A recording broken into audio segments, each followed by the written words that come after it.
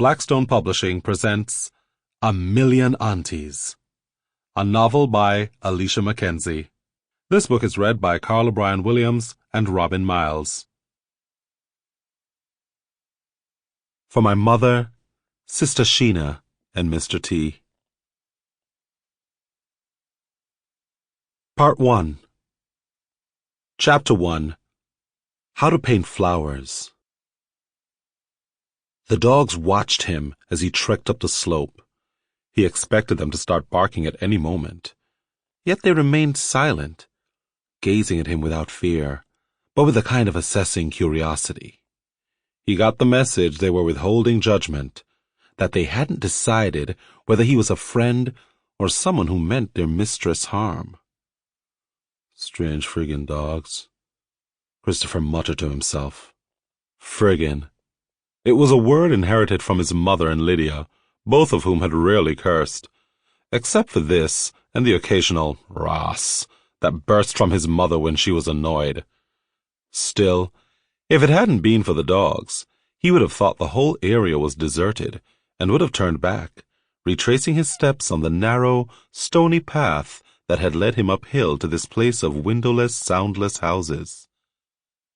He checked the address again. Miss Della Robinson, 8 Victoria Street, Port Segovia. It had to be the right place. The 3 people he'd asked for directions in the town had pointed him this way, trying to conceal their amusement, suppress their questions. Just go straight up the hill, man, turn left and then left again. You can't miss it. Victoria Street, 5 or 10 minutes max. He'd felt them staring after him as he left the marketplace with the street vendors and their baskets of mangoes and melons. He arrived after plodding uphill in the sun for more than an hour. And this wasn't much of a street, just a pitted trail teeming with mosquitoes. They were feasting on his ankles, even though he'd taken the precaution of wearing long pants, as Stephen, Miss Della's nephew, had instructed him.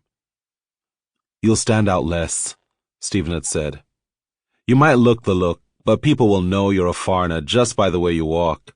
Stay away from the shorts for a few days. Good advice. But now he was sweating like a pig, the back of his shirt soaked under the knapsack, the strap of his art portfolio cutting into his right shoulder.